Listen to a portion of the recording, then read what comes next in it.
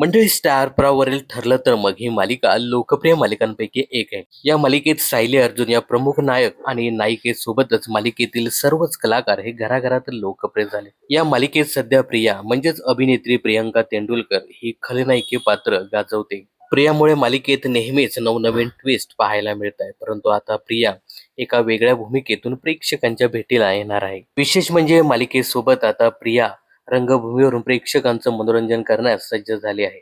नुकतीच तिच्या नव्या नाटकाची घोषणा झाली आहे. या नाटकाचे नाव आणि पहिले पोस्टर समोर आले आहे. काटकोन त्रिकोण असं तिच्या नव्या नाटकाचं नाव आहे. काटकोन त्रिकोण हे नाव जितकं वेगळं तितकंच वेगळी त्याची कथा आहे. वरकरणी साधं वाटणारे हे कुटुंब एका अनपेक्षित घटनेनंतर त्यांच्या आयुष्यात बदलत जाणारे त्यांची समीकरणं, दडलेली सत्य आणि प्रत्येक उत्तरानंतर उभे राहणारे नवे प्रश्न, या सगळ्याचा थरार आणि भावनिक प्रवास या नाटकातून प्रेक्षकांना अनुभवायला मिळणार आहे. या नाटकात ज्येष्ठ अभिनेते शरद पोंक्षे, सुयश टिळक आणि प्रियंका तेंडुलकर या तीन दमदार कलाकारांच्या प्रभावी भूमिका असून त्यांच्या व्यक्तिरेखांमधून आधुनिक नातेसंबंधातील अनेक पैलू उघडणार आहेत.